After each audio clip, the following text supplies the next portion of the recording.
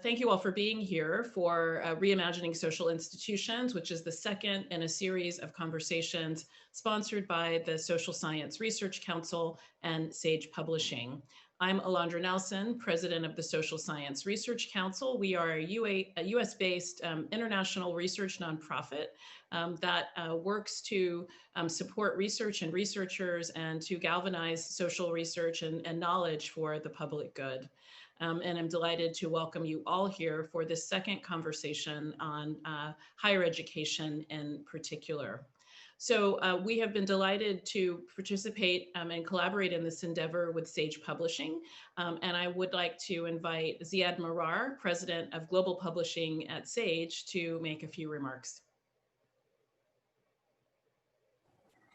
Thank you, Alondra. I hope I'm audible. So yes, as you said, welcome to our second discussion in this Reimagining Social Institutions series. And I'm president of Global Publishing at Sage. I've been at Sage for about 30 years. And in that time, have really felt so strongly that Sage's DNA is engaged with a social science imagination. And I can feel that in the conversations that Alondra and I had, and our colleagues, Katie Metzer and others, at both SSRC and Sage, it became very obvious how that common interest in the importance of a social science imagination was more valuable now than ever before. I wrote a piece recently on what a social science imagination offers us. And for me, I guess what it boils down to is the fact that instead of a tendency to an atomized and individualized way of understanding human behavior, what social science can often do is reset that in the context of understanding history, understanding power, and of course, understanding the kinds of institutional forces that are in play that drive outcomes for individuals. And similarly, a social science imagination invites us not to take the status quo as we find it, but to see it more as constructed and therefore changeable in some way. And so it feels to us, I think, that a social science imagination countering these tendencies is doing incredibly valuable work in terms of, in many domains, to push along on progressive agendas, and yet somehow we haven't gone far enough.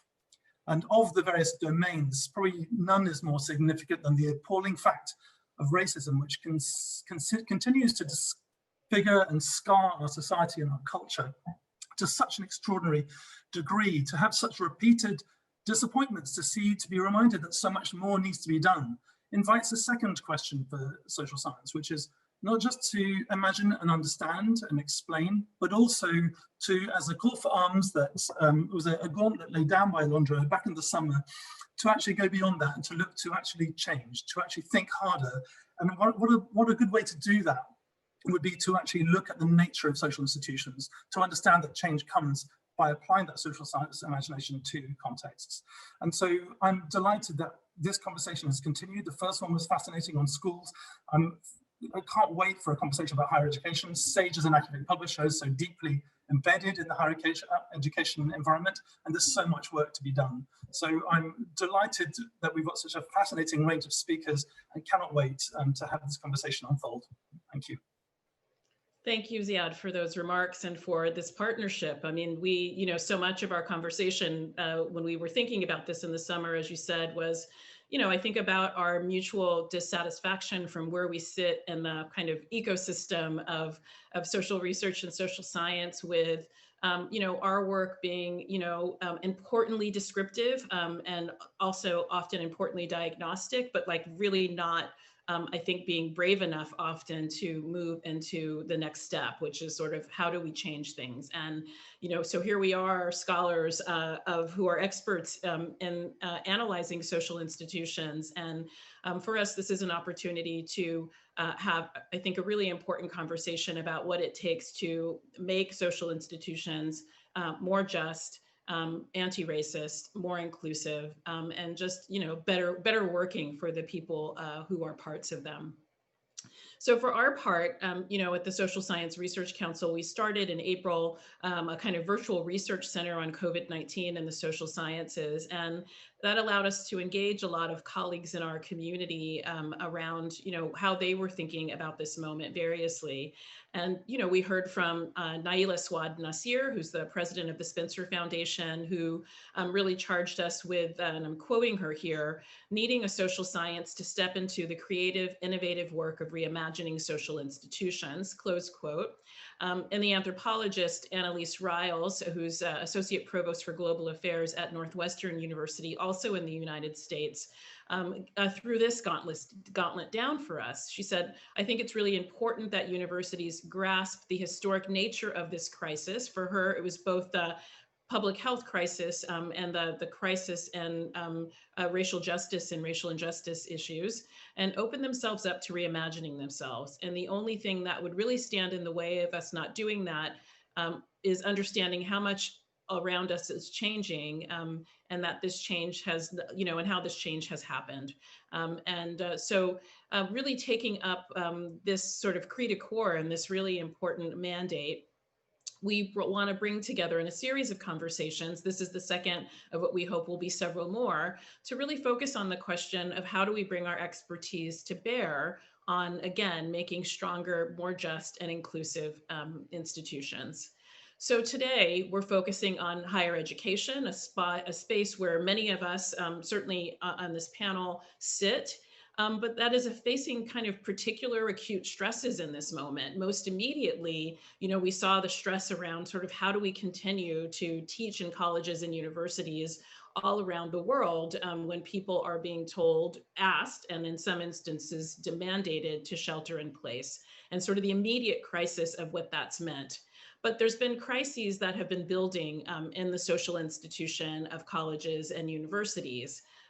Inequality among students and among faculty, racism and inequality in the ways that people are treated in institutions, rising student debt, threats to academic freedom, budget crises and budget cuts that make it hard for institutions to thrive. The changing demographic of who now are members of college faculty and members of the student body. And all of these things are sort of at play at once and really offer us not only the sort of mandate, but also the opportunity to think about how we do our work and how we want to imagine the future of higher education. So we've brought together this incredible, distinguished, and I think, multi-sector group of colleagues from different perspectives to help us think about the question and to think freely and as sort of aspirationally as they would to think about the question of how they would approach or offer an idea or ideas for reimagining higher education. So we're going to hear from the speakers in alphabetical order, and I will introduce them briefly before swiftly turning things over to them. Richard Arum is Dean of the School of Education and Professor of Education and, by courtesy, Sociology, Criminology, Law, and Society at the University of California at Irvine. He served as Director of the Education Research Program at the Social Science Research Council from 2006 to 2013, where he oversaw the development of the Research Alliance for New York City Schools. He is author of an editor of many books and articles. I want to mention a few of his books, Judging School Discipline, A Crisis of Moral Authority, and also co-author of Aspiring Adults Adrift, Tentative Transitions of College Graduates, and Academically Adrift, Limited Learning on College Campuses, as well as I said, many other publications on student achievement and higher education. Charde Davis is Assistant Professor in the Department of Communication at the University of Connecticut. Her research examines the way Black women leverage communication in the Sister Circle to invoke collective identity, erect and fortify the boundaries around their home place, and backfill the necessary resources to return to white male-dominant spaces in American society, including colleges and universities. These ideas have been published in over 30 peer-reviewed articles and book chapters. Her research has been recognized with fellowships from the American Association of University Women and from the Ford Foundation. Earlier this year, with a colleague, Dr. Davis initiated the Black in the Ivory hashtag that galvanized discussion of the experiences of Black faculty and students in the academy. In addition to her academic pursuits, Dr. Davis volunteers her time to organizations and nonprofits that support the overall livelihood of Black women and other people of color and the greater Hartford, Connecticut community in the US. Ilyas Nagdee is Race Equality Project Manager at the University of Sussex and former representative of the 1.5 million students of color and higher education in the UK. He has campaigned on issues around racial equity in education, including the gap in awarding grants and fellowships by race and ethnicity, as well as issues of institutional racism and the drive to decolonize the university. He has been published widely in the mainstream press, including in The Guardian and The Independent, among other media outlets, as well as in scholarly publications such as the International Handbook on Islamophobia and in Doing Equity and Diversity in Higher Education, Redressing Structural Inequalities in the Academy. He is a graduate of the University of Manchester, where he received several awards in recognition of his work widening access to higher education and community engagement. Noliwe Rooks is the W.E.B. Du Bois Professor at Cornell University, where she directs the American Studies program and is a professor in the Africana Studies Department. An interdisciplinary scholar whose research on race and gender in the United States engages legal studies, media studies, sociology, political science, and history, among other fields. She is the author of 4 books, editor of 4 collections as well. She has broad knowledge about the making and unmaking of public education, and her current research is on school choice initiatives, integration, segregation, and online philanthropic support and funding for schools. Thank you all so much for being here. We look forward to hearing your reimaginations of higher education, starting first with Dean Arum. Thank you very much. It's a real honor to be part of this panel and participate in this critically important conversation about cultivating equitable, anti-racist social institutions and in higher education in particular.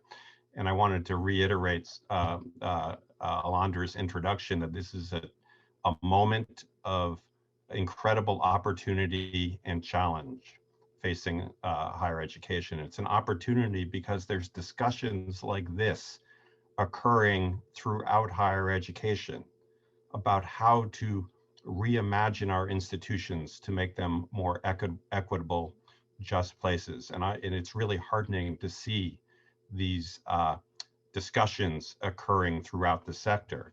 It is, of course, also an extraordinarily challenging moment because higher education institutions themselves are in an extraordinary precarious position right now. And they're in a precarious position because of a set of structural conditions. One, a over-reliance on a financially unsustainable residential model in the US, where higher education costs twice as much per student as it does in Europe. It's also our institutions are in a precarious position because public institutions are reliant on state support, and state governments have diminishing capacity to support them, while we need our institutions to do so much more in meeting the demands for higher education in the 21st century. And third, these institutions are particularly precarious right now because there is dramatically diminishing public support for them. And that's particularly the case in conservative circles in the US, and the support of the public for higher education is our most critical asset for being able to sustain ourselves in the future. Now, given these opportunities and challenges, my own positionality in the system, I'm an administrator, as Alondra mentioned, at UC Irvine, and my own personal temperament, I'm going to make comments today focusing on 3 areas, very pragmatic, to help transform the higher education system. And again, I hope these are useful and constructive, and again, they are by design grounded in things that we can do in the next 10 years to make a difference in higher education. First, I'd like to start off with talking about the importance of being attentive to change management in higher education that's necessary to accompany the demographic transition that's occurring in these institutions. Our country, our students are becoming extraordinarily more diverse. And of course, the educators, the faculty, the administrators that came of age in prior decades, much less so. And so this demographic transformation that's occurring, not just in our country, but in higher education in particular, requires great attention to the organizational culture to make sure practices are in place that support that transformation. Practices in place around hiring, promotion, mentoring, around the curriculum, climate, and support. These are this attention is required today. It's difficult, it's challenging work, but I believe there is widespread support for it. There's a recognition of the need for it in our in higher education, and I think we're going to be able to accomplish that. At UCI, I know UCI, 85% of the students at UCI are non-white, and every administrator and faculty every day thinks about these issues and works to address them. We're far from perfect. There's so much more work to be done, but it's front and center in the thinking of the institution. The second thing I want to talk about is the need for being much more intentional about serving our students and our undergraduate students in particular. Let's be clear and honest about the state of higher education in terms of student success. 40% of students that start four-year institutions in the US fail to graduate 6 years. Let me say that again, 40% of the students that start don't finish. That is a disgrace. It's unconscionable. In any other sector, we would call this a crisis and demand attention to it. We're going to hear from other panelists about it's not just that students are dropping out and failing to graduate, but there's a public health crisis, a mental health crisis in our institutions. It is unconscionable. We need to address it. And the way to address it, I believe, as a social scientist, is to be attentive to data-driven efforts to understand student experiences, student trajectories, and student outcomes. To be much careful at measuring it and to using that data to improve how we serve our students. We are the only sector in society today that doesn't use data, all the available data, to improve our services.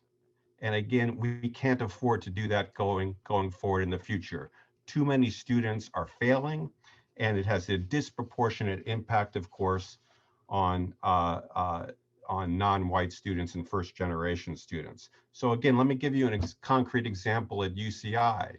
At UCI, we're starting a project. I'm going to put it in the chat, a link to more information on this.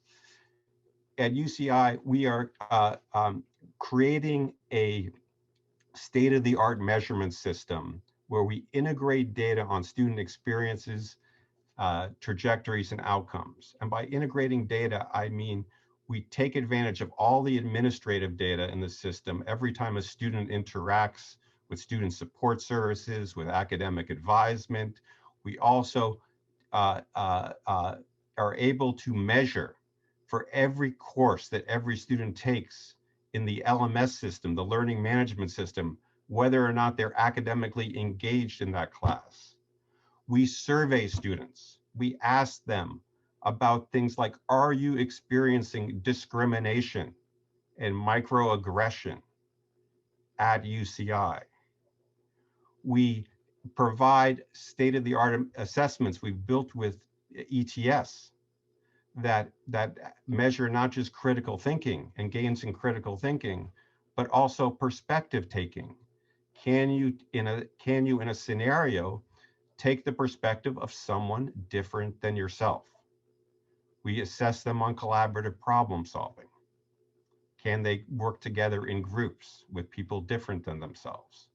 So these are the kind of things we can use data to much more intentionally serve our students and ensure their success. The third and final area I believe we need to work on is we have to avoid being too insular in looking inward around the problems that we face. And again, I've trying to be honest about the significant obstacles we face internally, but it's not enough to work on ourselves. We also have to fulfill our responsibility to engage and partner with the larger community. Public universities in the US were set up with a land grant mission around public service. The nonprofit universities, they've enjoyed incredible tax benefits as well as public largesse that have created their incredible both of these institutions have an obligation not just to improve themselves so that we can better meet the needs of the 21st century, but to partner with the local communities. Let me give you two quick examples before I close. One, the pandemic in the US has thrown 20 million Americans out of work. There is an extraordinary societal need for workforce retraining to help these individuals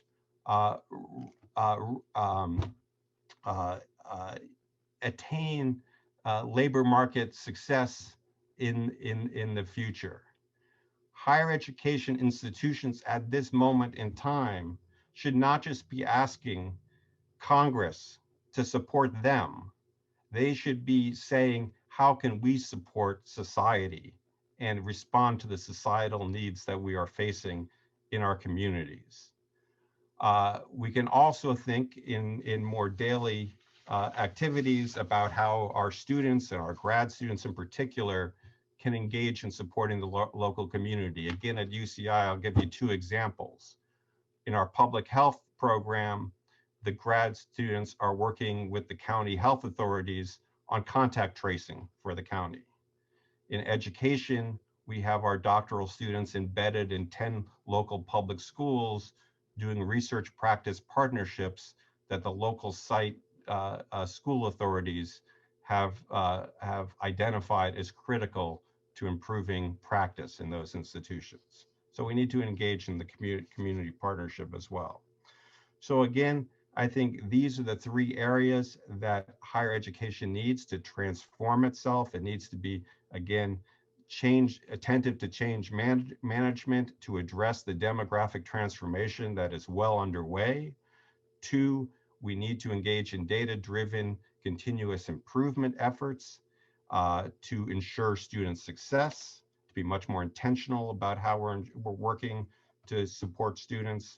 And third, we need to avoid being overly insular and embrace community partnerships and community engagement. And I think if we do these three things, we can create higher education institutions that are truly equitable and anti-racist in character. Thank you very much, Richard, for getting some really important issues on the table, including the looming precarity that looms over it all. Let's turn things over to Charde Davis. Hello, everyone. What a privilege it is to be here today, and thanks to SAGE and the Social Science Research Council for extending an invitation for us to reimagine what higher education can look like, and more specifically, how we are approaching it within our sphere of influence. Since these are just some opening remarks, I don't intend to pontificate. I just simply want to take a moment to hone in on this idea of racism in the academy. For years, the ivory tower has been outfitted to reflect the white race, white culture, white values, and white realities. And even the more liberal leaning institutions and foundations and other facets of higher education are not exempt from these critiques. But now at this moment in history, many folks are in a season of reckoning to see that after decades, centuries even of designing academia for white comfort, they inadvertently drove me and so many other Black academics away. Thus, I am reimagining the academy in Black. Let me start from this summer. On the evening of June 6, 2020, I thought of and created a hashtag called Black in the Ivory that went viral on Twitter. When I started posting my Black in the Ivory stories as an untenured Black woman faculty person, it was daunting because so many eyes were reading my tweets. My friends were reading my tweets, other Black academics around the world, former faculty in my graduate programs, university administration, including my own and national press outlets. They had access to the ugly truths that I had suppressed for so many years. Truths that folks believed I was too defensive during my dissertation defense. The irony of it all. Truths that white faculty would walk down the two-person wide hallway in the department and affix their eyes ahead so that they didn't have to acknowledge my presence, and did this on a repeated basis. Truths that 3 white women had the nerve to tell me that my discussions of racism in the United States at happy hour was too depressing and that we should change the topic. And mind you, Trayvon Martin had just been killed the day before. And truths that a white faculty advisor only wanted to meet my family at graduation for a few minutes, but sat down and had dinner with all of her other advisees families who inadvertently were all white. There go my stories laying bare on the internet. I was incredibly exposed. Indeed, there was and still is a hypervisibility that comes along with being in this body, let alone opening my mouth to speak up and talk back, giving a nod to my sister scholar, Bell Hooks' 1989 monograph. And since then, thousands, hundreds of thousands of Black academics from around the globe have been standing in our collective right to speak truth about the racial trauma that we have experienced day in and day out within our academic workplace. While we know that there is an immense amount of work to do in higher education, we're hearing from my colleagues and fellow panelists about some of that work that needs to be done. The work on anti-Black racism specifically is a tall order. One, because it's not an easy task to uproot 400-year-old systems of white supremacy and anti-Black racism, and systems that are so intricately woven into every facet of this specific social institution.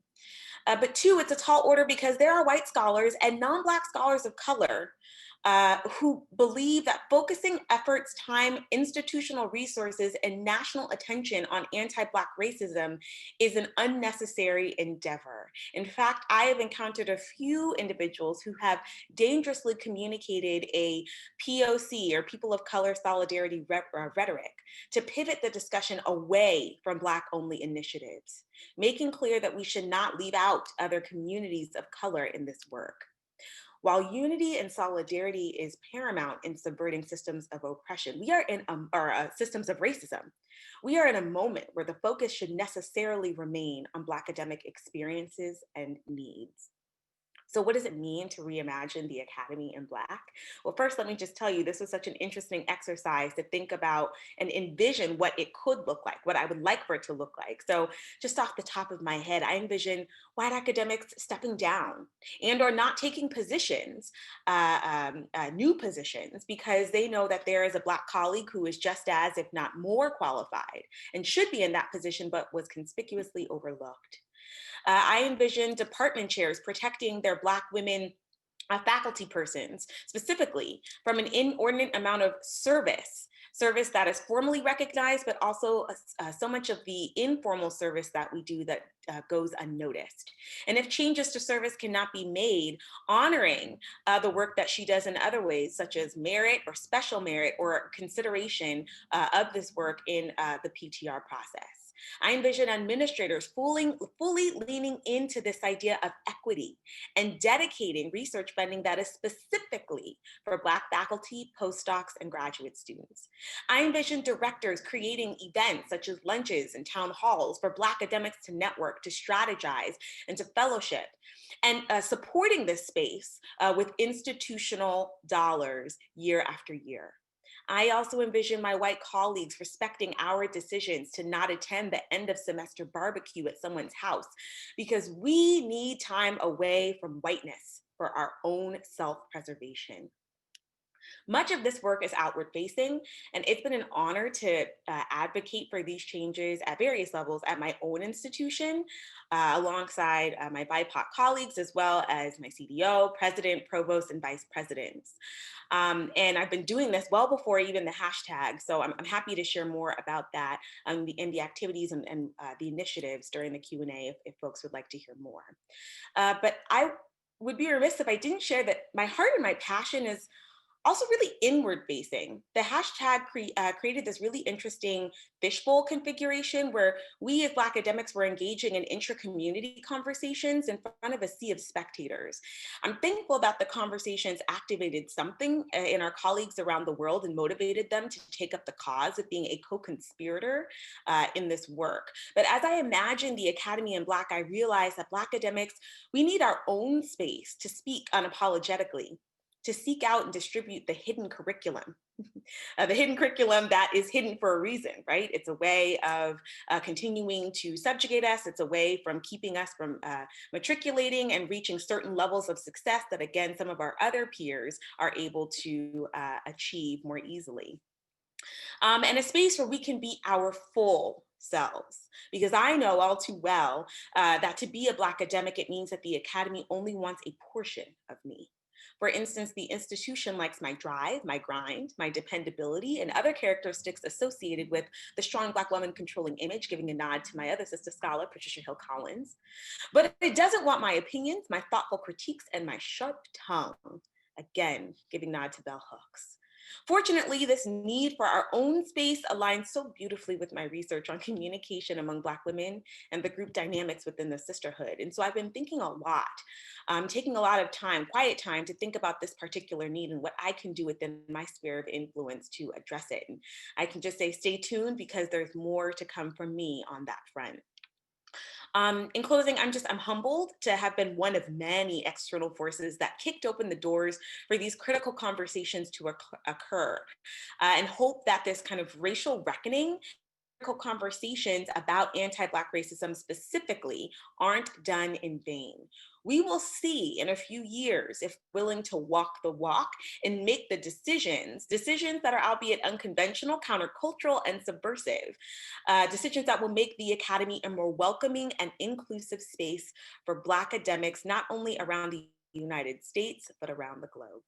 Thank you. Thank you so much, Charde. Really powerful.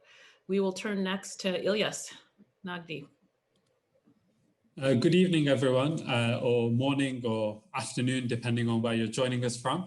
I'd like to thank SSRC and SAGE for the invitation to speak today.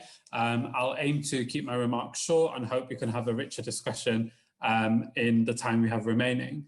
So I wanted to begin with a quote that was delivered by the first president of Indonesia, Sukarno, at the closing of the 1955 Bandung Conference of the Third World Nations. So he said, "Let us remember that the highest purpose of man is the liberation of man from his bonds of fear, his bonds of human degradation, and bonds of poverty. The liberation from the physical, spiritual, and intellectual bonds which have for far too long stunted the development of humanity's majority." So that might seem like a bit of a grand statement to open on, but I'll explain as I go through. So alongside the COVID-19 pandemic, the climate crisis, and all that is going on with the world, there is no doubt that this year will be remembered for the wave of protests that occurred all across the globe. Following the emergence of this latest Black Lives Matter upsurge in the States, millions of people took to the streets across the world, reaffirming that their nations were not innocent and highlighting police brutality in their own context. Everyone, it seems, was willing to proclaim that Black Lives Matter, including those very institutions that have visited death, destruction, and deprivation upon Black and brown communities across the globe. From fast fashion producers to climate polluters, arms companies, politicians, and even closer to me, I guess, the European Parliament, which regularly allows migrants to die at its borders. I don't want to spend too much time focusing on the hypocrisy of many of these institutions, steeped as they are in the machinations of profit-making and imperialism. Instead, I want to focus on the group we are talking about today, the Academy. Now, I want to preface my comments by saying I will obviously be giving the British context, which differs to the context provided by many of my other colleagues on this panel. In Britain, the most current iteration of the Reimagining the Academy that exists has come up from student and staff collaborative campaigns initially created in 2015 from Why is My Curriculum White? In the last few years, this has transformed into decolonizing the university collectives, which have propped up across campuses, providing hubs for students and staff to consider the neoliberal marketized university and look towards transforming it.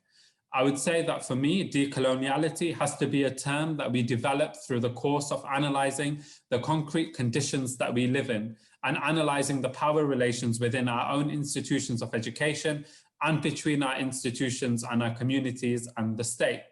In short, decoloniality should be a science towards developing a structural analysis, not just reduced to the realm of the interpersonal. One of the successes in my eyes of the earlier movements that came under this banner of decolonizing, such as the Why is My Curriculum White campaign, was to focus on the role of universities and higher education in institutionalizing power and racism, and highlighting how higher education has throughout its existence served as a vehicle for the elite to amass power. The importance of Why is My Curriculum White was to puncture the romantic notions about a supposed golden era of higher education and instead show how well before any neoliberalizing policies were brought in, higher education in Britain was a place of wealth and prestige designed to accumulate further wealth and prestige, and how many of the traditional universities of Britain drew their influence as outposts of British imperialism with their hands blooded by the slave trade and colonialism, which sister campaigns like Rhodes Must Fall in Oxford, as well as its origin in Cape Town, also made visible. For that to come to the fore, I believe it's crucial to locate movements like Why is My Curriculum White and Decolonize within the canon of recent movements in higher education, namely the struggle for free education that exploded at the turn of the decade, rather than seeing these as separate from one another or even opposed to one another. When brought together, these two struggles better illuminate the context within which universities are embedded in Britain today. Combined, they center the processes of marketization and corporatization, reshaping the university internally and the matrix of oppression that British universities are embedded in globally, accumulating and maintaining their international prestige to the detriment of institutions of the global South. In short, they shine a line on how power is concentrated vertically inside the university and how it is exerted external to the university.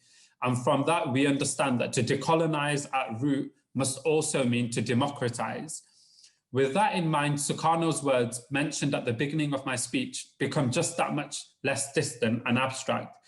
We may not be facing down the forces of imperialism, of course, but the liberation of man from the bonds of poverty then could translate over to the struggle of workers on our campuses, often Black and brown, often migrants, fighting back against the indignity of poverty pay, of outsourcing, and the ever-present threat of immigration enforcement, ready to swoop in and turn their lives upside down. Liberation from intellectual bonds, then, could translate to the fight against our processes of knowledge production being usurped by big business and deep-pocketed profiteers as universities are thrown into the minefield of marketization. And the fact that the stature of mankind is diminished so long as nations are unfree still rings true today, especially when our institutions and higher education still traffics in fossil fuel poisoning in the global South and investments in arms trade and occupation. So in the last few years, unfortunately, what we've seen from decolonized campaigns, broadly speaking, is they've not managed to balance the countervailing forces at play in higher education. And we've seen drives towards piecemeal reform and towards the democratization of the university being subverted. University managers are now very happy to speak the language of decolonizing whilst offering the smallest crumbs of compensation to students and staff in order to keep business going as usual. For a term that was and still should evoke visions of mass campaigns by the wretched of the earth for liberation and dignity, it seems particularly troubling to hear it roll so easily off the tongue of power brokers rather than eliciting deeply uncomfortable reactions. Thankfully, heightened awareness has also been placed on processes like border controls, surveillance, and indeed military complicity, all of which occurs within higher education. How can we speak about an anti-racist university when bordering and deportations designate worthy and unworthy members of our education community? How can an anti-racist institution surveil, police, and profile its staff and students? How can a decolonial or anti-racist institution exist if it sustains polluters fueling the climate crisis or the arms trade? So my idea for this reimagining the higher education conversation that we're having today is the one that we've seen be the most visionary and promising in campuses here, which is that brought forward by student and staff collectives to democratize their institutions and transform them in such a way that we break from business models and strategies towards building community and collectives, where teaching and pedagogy are more to do with cultivating knowledge production as a collective and for the collective good. So I'll end my initial remarks there.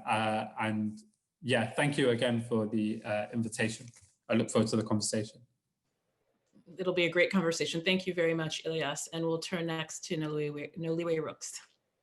Hi, thank you all. This was amazing to listen to. I'm really looking forward to our having a chance to kind of engage. And thank you, Alondra, and your staff for putting this together, making us all feel so welcome.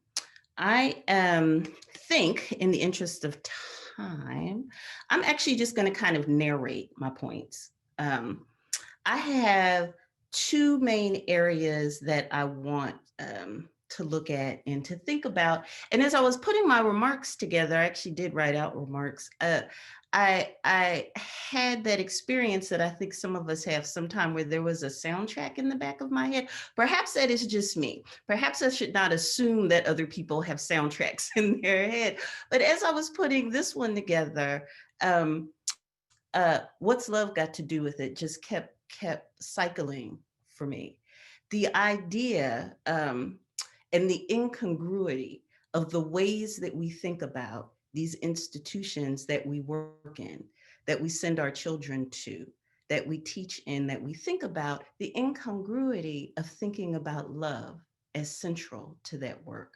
There's something that for at least academics of color, I know, people will tell you regularly, these institutions don't love you. Do not make the mistake of believing that your devotion, your time and your effort will necessarily result in love coming back at you. But as I was focused on two main areas, which have to do with the unequal degree attainment, mostly for Black students. Most of my work is about the education of Black people in the United States from Reconstruction forward. And a lot of it recently is really about the unfinished work and the unfinished meaning and the processes of integration.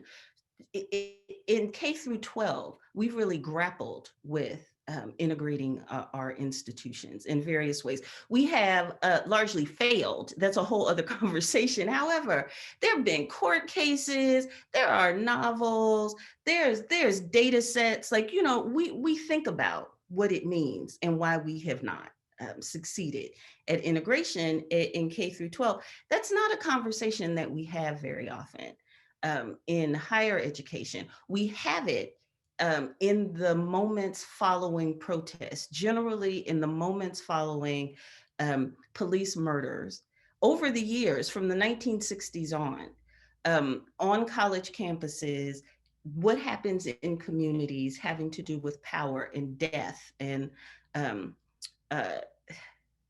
disenfranchisement makes their way under higher education. And there are these moments where we kind of say, how can we treat people well who are here? How can we address the demands that they're making, those who are here?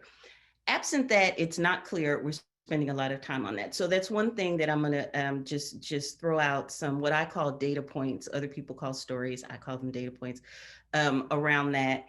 And then the second thing is really to take seriously how often Black people and Black students and students of color on our campuses tell us that they're in pain, tell us that they're struggling, tell us in ways that are clinical, right? I'm not attempting to pathologize students or Black people in predominantly white spaces, but they tell us in ways that are clinical how many days a month they can't get out of bed, how many days a month they feel like they cannot go on, how often it is that they feel like they've given everything that they can, often at the expense of their schoolwork, to try to make these campuses someplace that they can survive, but also that they can feel good about having others behind them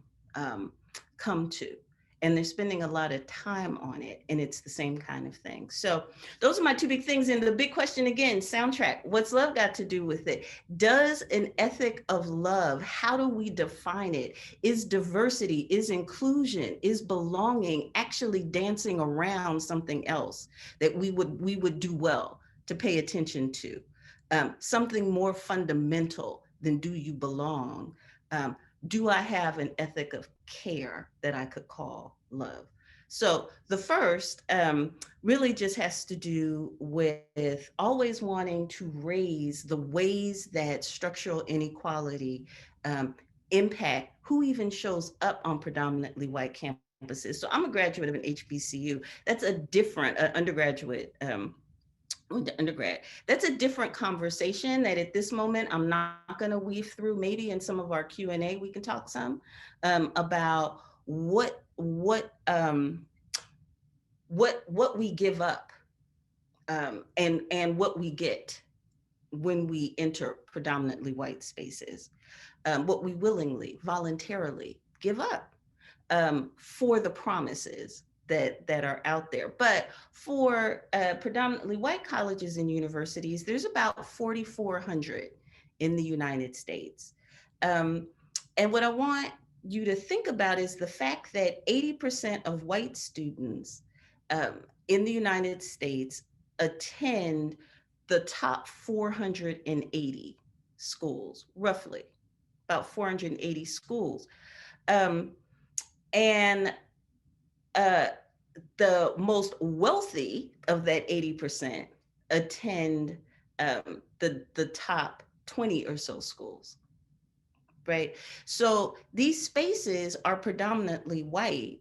They're raced. These spaces are raced in ways that have to do with where institutions recruit from, the kinds of standardized tests that serve as gatekeeping mechanisms, that have geographical issues, that have to do with what kind of faculty you're inviting people to come work with. There's a raced component. 70 to 75% of Black and Latinx students go to community colleges, for-profit schools, or open admission schools. So even if going to four-year institutions, they're going to the institutions that basically, if you can scrape together the money to apply, you will go. We tend to just talk about college attainment and getting a degree in some communities as the goal in itself, just some degree, some college. And not all communities understand equally the divisions between the kind of degree that you're getting and the doors that get opened. So for that top 20 colleges, top 480 to 500 schools, you in fact, especially for children of color who, if they get in, for poor kids, for immigrant kids, for first generation kids, if you're going to the top schools, you actually graduate with less debt, you graduate getting better jobs, you graduate on time, pretty much. There's a payoff for coming to those campuses, but a lot of those campuses are holding steady at 5 to 6% Black and Latinx enrollment. They let in a certain amount. You almost have to work hard, I think, to be so consistent at that number for so long, right between 5 and 6%, that have the opportunity for those kinds of, that kind of education.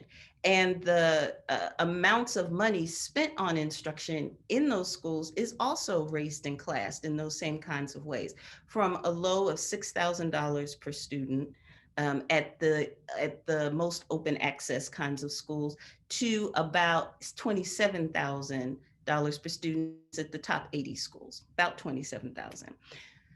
I want to say a lot of my work is in K through 12 education, and I want to point out that that also kind of mirrors under-resourced public schools versus going to top tier schools. So what we have in the United States for children primarily educated in the United States is an under-resourced education from K through 12 that carries over into higher education. And I don't think that we spend enough time connecting the two. We just talk about work your way to higher education without, I think, paying the attention that we should and could to how it is that one gets from one to the other. So that's one thing, that's one point, that's my one, what I would call a data point. Schools are not equal, and the degrees as a result that Black children, poor children, Latinx children, Indigenous children are getting are simply unequal. Now, then if you get to these elite schools, these well-resourced schools, these life-changing schools, these schools that will make a generational difference for you and yours, a degree from some of these schools literally will change the trajectory of your family. It's real. But when you get there, this is where you start to hear the stories of the stories that students on campuses like those that I teach on, and I have enough of a relationship with enough students to know that part of the survival is telling those who come in, just get your armor up when you have to take certain professors. They're just racist. They're just transphobic. They're just not going to change. They're old and set in their ways. They're well connected. People protect them. Just, you know, you're not gonna, if they're not grading on a curve, don't take that class. If you look at their labs, they never have any people who look like you in them. They're not training a generation of scientists, those people who look like you. So the hidden curriculum that Dr. Davis talked about, that our students are teaching those who come after them, has to do with not expecting a certain kind of treatment, but learning how to accept those wounds, to accept those kinds of wounds, that kind of exclusion as a necessary prerequisite for your getting this education. And an institution that will consistently tell you, just don't take classes with them, or we're trying. It should surprise no one that if from the 1960s on, if you look, one of the main asks that student protesters consistently make, is for mental health professionals, consistently. And we focus a lot in higher education on cluster hires and people who are going to study race and inequality, and faculty hires, and students ask for that as well. There are very few public protests that students don't ask for more faculty who are teaching things that are relevant. And again, since the 60s, we don't so much use relevant anymore, but teach things that are going to help them understand. racism in the United States. If you look at most of those reports, they're also saying we need some help with surviving these institutions. And what is it? I don't know how much more forcefully they can ask. I don't know how much more often they need to ask to say that these institutions are not in their best interest. These institutions are causing mental health issues.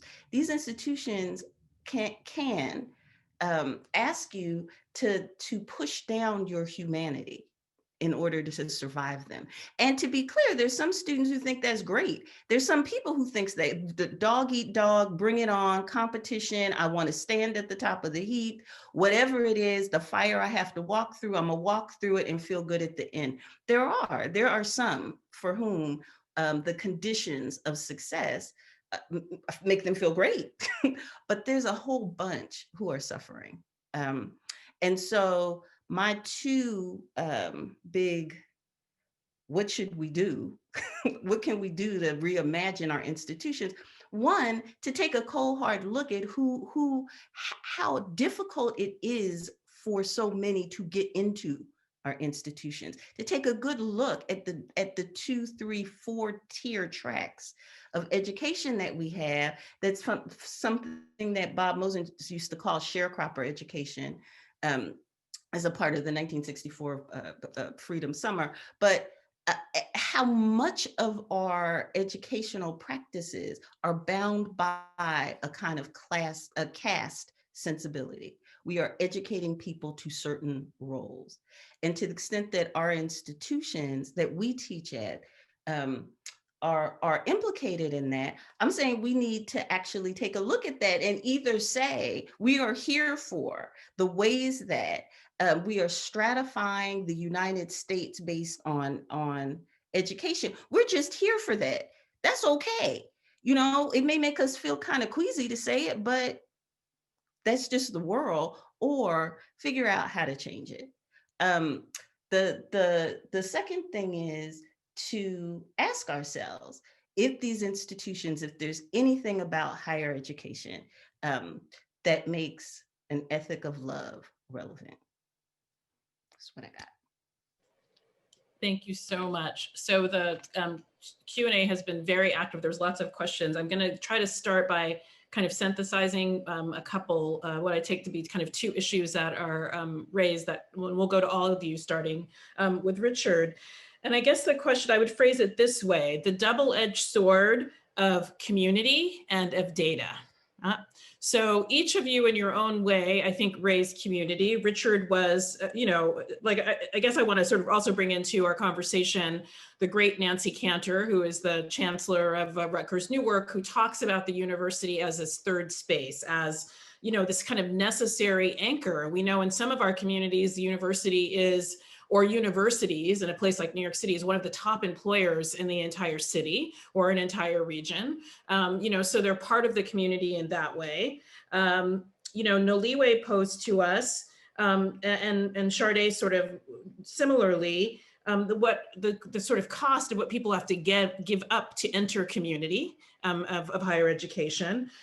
Shardé also posed to us that sometimes people need separate spaces of community or don't need to be mandated to come into community in ways that make it hard for them to do their work.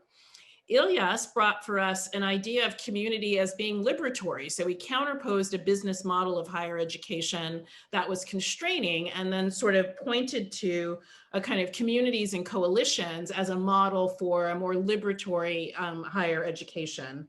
And then, of course, Noliwe ends with this invocation of love and an ethic of care, which I'm so inspired by, that of course implicates community, right? What people care for each other, that is necessarily a relational kind of community ethic. So I wanted to start there, and then starting, spurred by Richard, the other double-edged sword, but I think all of us can weigh in on it, is about data. And there's a particular question from Heather Talmadge in the Q&A, which is, who has access to the data? How do we think about the data? Data arguably creates some of the inequalities we see if we think about standardized testing and the kind of whole, there's a whole longevity about data in higher education. And so how do we think about who has access to the data, trust between administrators and students with regards to acquiring the data, analyzing the data, and the like. So again, sort of community and data as solutions, but also as potential problems and this sort of double-edged swords that we might want to think through, starting with Richard. Great, thank you. A lot there, Alondra. I'll try to respond. So starting with the data, I think it's important for students and faculty to be involved in this activity. So at UCI, the Undergraduate Student Senate, it formally endorsed the project as useful and important for the institution to engage in. To better serve students. In terms of access to data, I follow the social science principle of open science, and so I believe data should be de-identified so individuals' privacy rights are protected and then deposited in an entity like at the University of Michigan's ICPSR, so that faculty, students, researchers have access to better understanding that data and the social institutions that they inhabit. And another thing that really came up in this panel is this real tension. And tension is something, is a term I learned from the last president, Ira Katznelson at SSRC. When I worked with him, he was always talking about tensions, and this tension between the oppressive character of higher education and the liberatory character of higher education. And they're both, it's both. And so capturing that reality, that tension, but then working to make sure that it is more liberatory in character than oppressive. And I was just going to end in kind of, and I think we can use data to try and figure out that puzzle. And I was going to end with this kind of around this public, this mental health crisis, because it's really, every time we talk about the reality of what students and faculty are facing in these institutions, I'm struck by the moment we're in right now, where so many of our institutions are operating remotely.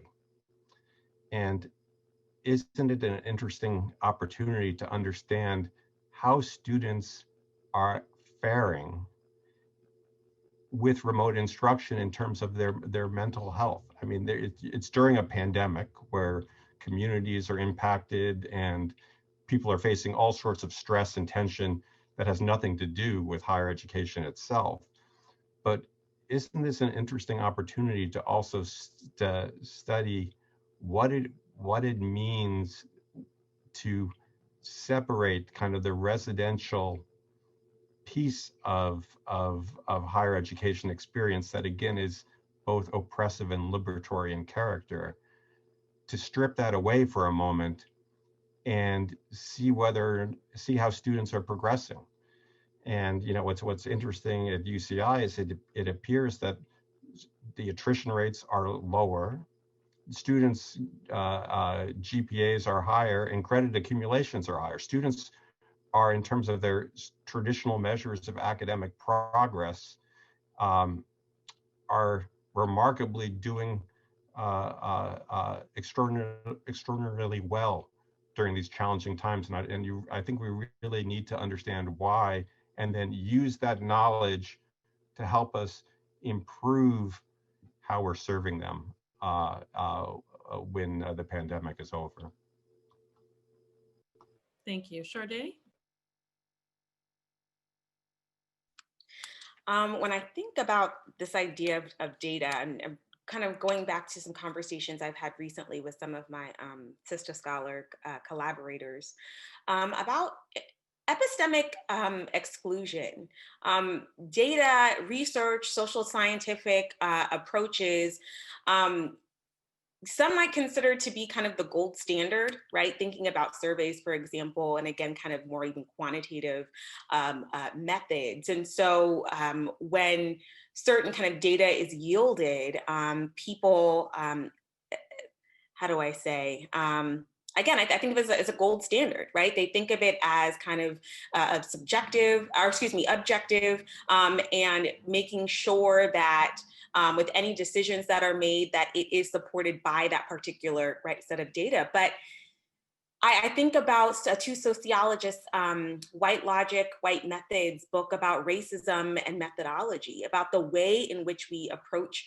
research, the way in which we are kind of gathering this data, thinking about research. There are certain individuals, again, thinking about myself as a Black academic, someone who is not only Black, but also studies Black individuals, to where I am at wholesale, at the onset, kind of excluded from this enterprise. And I think that it is worth having deeper conversations about what that means. Again, thinking about the book, White Logic, White Methods, about how there is, and them advocating for a serious overhaul when it comes to social science and social science research. But I think that is, again, another tall order. There are certain individuals who, of course, are benefiting from the way in which we do research, and certain narratives that get privileged and normed. Yeah, certain individuals whose success is predicated on the way in which we, again, go about doing our work. And so it is, again, beneficial for certain individuals to kind of reify these structures. But that's the phrase that kind of came to my mind when thinking about data. Certainly, there are, of course, discussions about data and its release and who owns the data, right, within the kind of university setting and administration. But again, you know, as a Black woman who's a Black feminist scholar, who's also, of course, a communications scholar, and kind of sits at the intersection of these two seemingly kind of, I don't want to say contradictory, but two kind of fields or areas of work that have not historically been in conversation with one another, and theories and methods that have, of course, have not been in conversation with one another. I find myself towing this line of feeling as though the discipline is not ready for me and other scholars like myself to again be engage in critical discussions about how we and our work and the communities that we study, how we are again excluded at the onset. So yeah, I think about this from a more kind of my own vantage point as a researcher, and data in that way. Ilyas, thank you. Yeah, I mean, it's interesting because when so what I was thinking around when you raised the question of data and community is how quite often data is used as a tactic for inaction, was probably the first thing that sort of came to mind. And the reason I say that is that the experiences and outcomes of racialized students in education has been a discussion for as long as there have been racialized students in higher education. But conversations on race and racial injustice often end up rerouted into conversations on diversity or relegated to research reports, having little impact on the lives of students at the sharp end. And through it all, racialized students and staff end up becoming an object of examination in our institutions, almost forever living under the microscope, rather than being considered part of this community worth engaging with as equals. They're seen as a problem population. And this was a large part of what fueled strategies and thinking around tackling racial inequality in universities in the UK up until a few years ago, where deficit model approaches were taken to almost every strategy to tackle inequality. And the reason I raised the point of data in particular is because I think it's one where increasingly over the last few years, we've begun to see universities respond in part to the demands for change including collective demands for change from members of the community around campus and from members of the community within campus, through setting up commissions, through setting up inquiries and different sort of bodies to look into things. And that has, again, just been recycled this year as another sort of data gathering exercise. And we see this, like, in particular, I don't know how many of the attendees may be from the United Kingdom, but just today, the British government announced that it is engaging in a large equalities data gathering exercise to tackle racial inequality in the UK. This will complement the Commission to Tackle Racial Inequality, which is gathering data, which was set up in June, also to complement the data gathering exercises, which were set up in February, and the Race Equality Audit Office, which was set up 2 years ago to gather data across government departments. So it's almost like becoming like an endless churning out of data collection as a delaying tactic to actually just taking action, which is probably the most urgent thing to do today. Thank you. Noliwe? So I was thinking about this question of data and community, and so I think I said I've been working in race and education in the US for some time. The last book that I wrote is about segregation and integration. And I, without thinking, would go to community gatherings. This book, unlike my other three, I spent more time talking to people in churches, in living rooms, in schools than I did in auditoriums. And I spent far more time talking to the subjects of my book, to parents, grandparents, students, than is usually the case. You know, usually I just get to kind of pontificate, and these people are kind of like, that don't sound like my experience. So the reason I bring that up is it became clear that for many of these communities, data in the service of the policies that have to do with education for them is something that's amassed to do something to them against their will, as opposed to for them.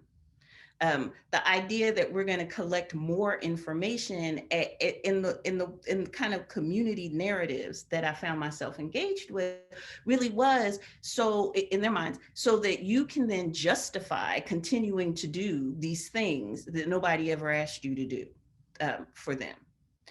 So one example would be when I wrote this book and was talking to people and was sort of like, so, you know, data show that this truism that I didn't even think was anything to defend, that educational integration is almost an uncomplicated good for attainment, for future earnings. It's certainly one of the big civil rights wins, and we're all, you know, we all believe in integration, and there's just reams of scholarship, reams of data to support that from different fields. And I consistently got pushback from folks in these communities saying, but what about the cost to my kid when I send them to those schools? What about, like, what is that data telling you? And this big push that all this data is telling you to have my kid never have a Black teacher, basically, because the models for the ways that we want to pursue integration, the ways that we want to enact it in my community means they have to go get on a bus and go to a school where there's no break. And I kept hearing this, and at least initially I was kind of like, no, like you're not, like you're just kind of misunderstanding. Like, you know, you cannot. And then I started wondering, why do I keep having the same conversations, like all over the country? Why do I keep having the same conversations with Black and Latinx parents and grandparents and caregivers and foster mothers?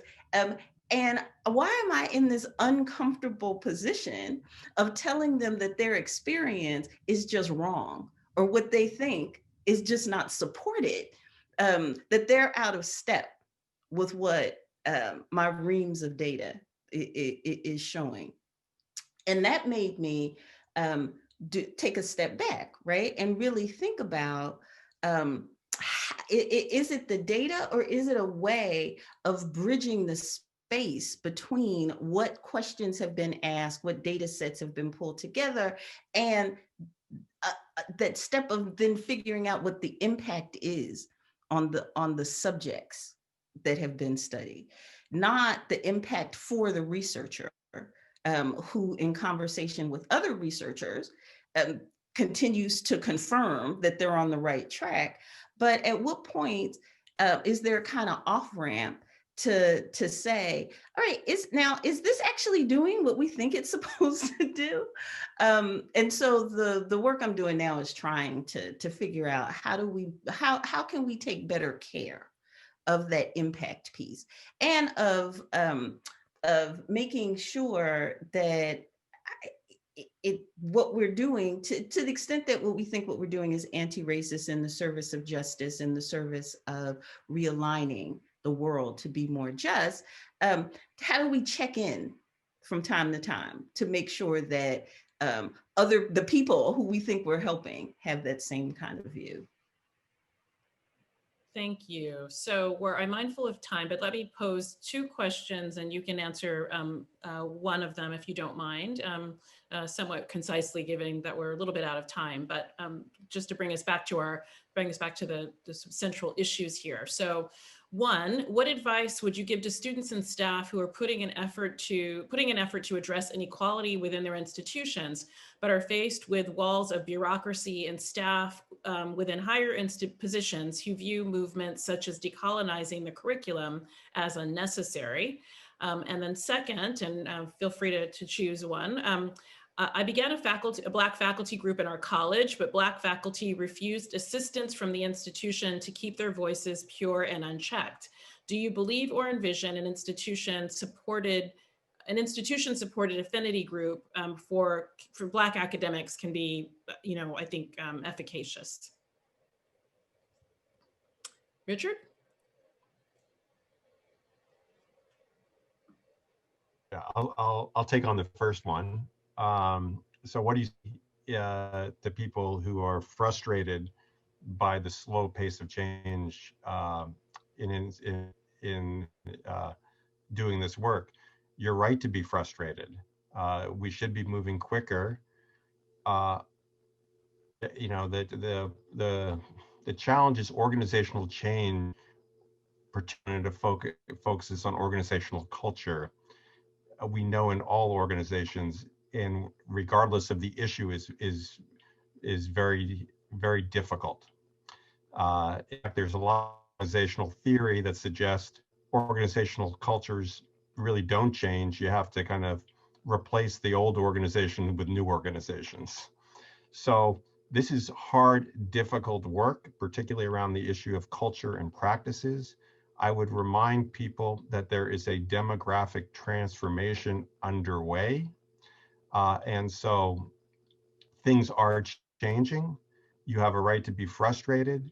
We have to do better. We have to work harder. Have hope and keep in mind, going back to Dr. Rooks about the ethic of love.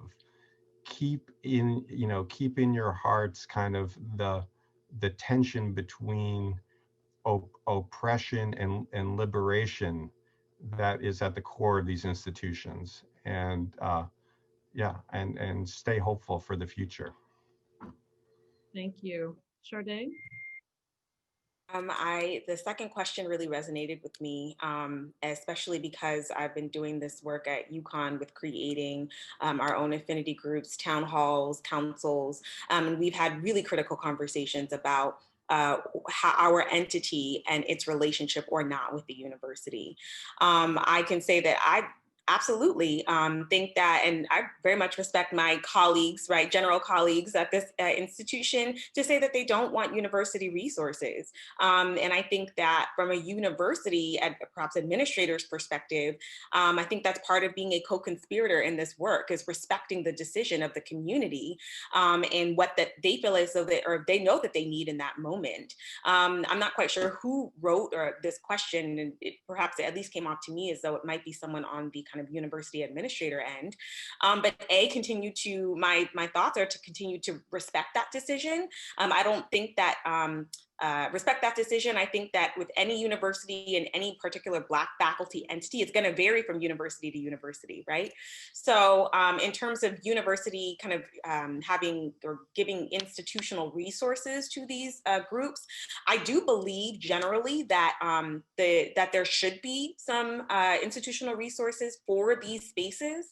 But if the faculty are saying that at this moment they don't want it, that doesn't mean that the university can't earmark it, right? That in their budget. That doesn't mean that that money they can't find a way for it to roll over in the future. That also doesn't mean that that the university can engage in conversations with these faculty to say, it seems as though you all don't want these resources for your group, but can you envision how we might be able to use these resources for other Black folks across the campus, right? But again, that requires engaging in a respect and engaging in conversations where the university is willing and able to take a cue from this Black faculty group. Thank you, Charde. That's good advice for lots of things around resources at our institutions. Ilyas, please. I'll keep this short. So I guess like in reference to, so I've just sort of combined the two in my mind in terms of thinking about answering them. So I think there is a danger when we talk about being connected to the academy of co-option, which we've seen in the past, including like the watering down of demands and sort of the piecemeal reform. However, that can be countered by building like models of decision-making built around community consensus, rather than sort of the models of decision-making that we've traditionally seen. And in reference to the first question around decolonizing, like our work needs to be uncomfortable and challenging. It's fine if there's senior cynics in your institution who think our work is unnecessary or obstructive or going too far. You know, these are the exact same thing that's been said about every movement in the past. Our role isn't and shouldn't be to spend far too much time winning over all the senior cynics, but rather to build from the mass, you know, to build from and connect the struggles of the precarious migrant workers to the students and beyond, so that we can hold the institution's feet to the fire to demand the change that we want in reimagining the academy. Thank you. Noliwe. So really quickly, because I know we're almost out of time, I would just raise up the saying that people have that budgets are ideological roadmaps. They're ideological documents, and we do well to make sure that some of support for some of what we would like to see support for is a part of budget. So can tenure reviews take into account certain kind of work that certain faculty are already overburdened with? Is there some reason that if you have 29,000, this is a made up number, you know, 29 gazillion million advisees, because you're one of two Black faculty and all the Black students or Latinx students are running to you, is there a way, why can't that kind of service actually be rewarded? It's not keeping any of the other faculty from reaching out and doing more of it, which is generally the thing. Like, well, I, you know, am not doing all that kind of advice. Nothing is stopping you from doing that, but budgets are ideological documents. And so we know what institutions support when we see what they fund. And that's always, I think, the battle to make sure that you're a line item, to make sure that what you support is in the budget and hopefully endowed, so it's in there in perpetuity. In the absence of that, I think all of this, I think the reason we see all these cyclical calls, cyclical hiring, like the thing, like how time is so liminal in these conversations, we keep seeing the same demands and the same responses, is people just sort of wait you out. So you have to be in the budget. You have to have something that needs to be dismantled, at least. If administration moves on, if winds change, you have to still be able to do your work, and there's precious few ways to ensure that on these campuses. And I think we need to pay more attention to the ways that happens. Thank you all so much. Ziad, any last words from you? Just a huge thank you for everyone, their contributions, and to say that universities reforming themselves from within is one thing, but one could also look to allies and partners of various kinds acting, putting pressure on universities too. And I would just strongly put in a word for Leading Roots, a British-based organisation who are looking at Black in academia all the way from access through to add a data point, only 150 Black professors out of 40,000 in the UK. And so there's a whole network of workers, and one of the questions who says, is there any hope? I think there absolutely is, and I've really loved this conversation. Thank you so much. So thank you, Richard Arum. Thank you, Charde Davis. Thank you, Ilyas Nagdee, and thank you, Noliwe Rooks, for really, sparking an important conversation today. The Q&A is full of questions. There's lots more to be said. We'll capture some of this and circulate it.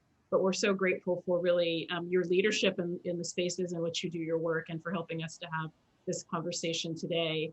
Thank you to Ziad and our colleagues at Sage Publishing for their partnership, particularly Lou Cody, Lena Ashore, Katie Metzler, and also to Rajat Singh and Veena Tran of the SSRC team. Video of this panel will be available on the Sage Social Science Space site and also on the SSRC's Inequality Initiative site. And we invite you to follow the work there. Thank you all so much. And I look forward to continuing the conversation in other modalities. Take care, everyone.